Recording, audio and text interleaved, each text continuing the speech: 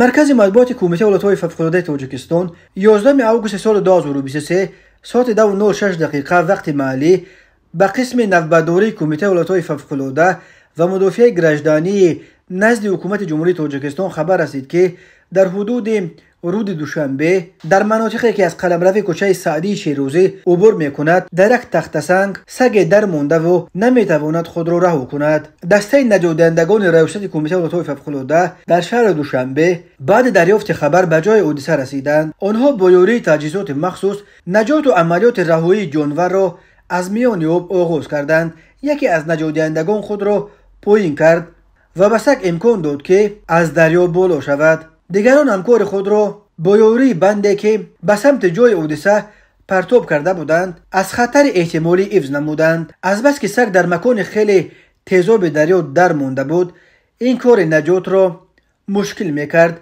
ولی با وجود این امدادگران توانستند این جانور بی زبان را از خطر نجات دهند. نجات سگ و گربه و دیگر حیوانات در مانده از میان رودخانه و از جمله این گونه عملیات های نجات به شمار می روند.